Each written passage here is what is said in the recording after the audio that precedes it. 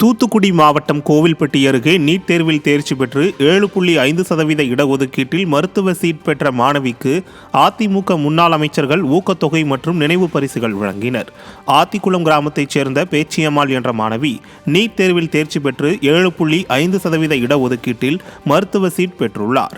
இந்த நிலையில் கடம்பூர் கே. சிதம்பராபுரம் இல்லத்தில் மருத்துவ சீட் பெற்ற மாணவிக்கு அதிமுக முன்னாள் அமைச்சரும் கோவில்பட்டி சட்டமன்ற உறுப்பினருமான கடம்பூர் ராஜு ஊக்கத்தொகை வழங்கி பாராட்டினார். மேலும் முன்னாள் அமைச்சர்கள் மோகன், வளர்மதி ஆகியோர் சால்வை அணிவித்து நினைவு பரிசுகளை வழங்கினர்.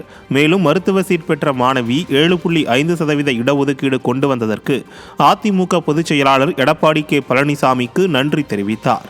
இந்த நிகழ்ச்சியில் கடம்பூர் நகர செயலாளர் வாசமுத்து, அம்மா பேரவை இணைச் செயலாளர் நீலகண்டன், மாவட்ட மாணவர் அணி ஒன்றிய செயலாளர் நவநீத கிருஷ்ணன், கிழக்கு ஒன்றிய அம்மா பேரவை செயலாளர் சாமிராஜ், மாநில பொதுக்குழு உறுப்பினர் ராமச்சந்திரன், முன்னாள் சட்டமன்ற உறுப்பினர் சின்னப்பன், நகர செயலாளர் விஜய் பாண்டியன், ஒன்றிய செயலாளர்கள் செல்வகுமார், அழகர்சாமி, இளைஞர் இளம்பெண் பாசறை மாவட்ட செயலாளர் கவியரசன், முன்னாள் ஊராட்சி ஒன்றிய குழு தலைவி சத்யா உள்ளிட்ட கழக நிர்வாகிகள் ஏராளமானோர் கலந்து கொண்டனர்.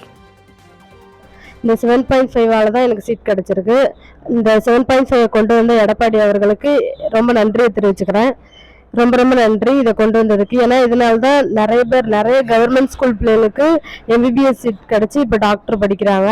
கடம்பூர் ராஜ் அவர்களுக்கும் வளர்மதி அம்மா அவர்களுக்கும் ரொம்ப நன்றி. என்னை அழைத்து எனக்கு வாழ்த்து சொல்லி எனக்கு பரிசு கொடுத்தாங்க, ஊக்கத்தொகை கொடுத்தாங்க. ரொம்ப நன்றி.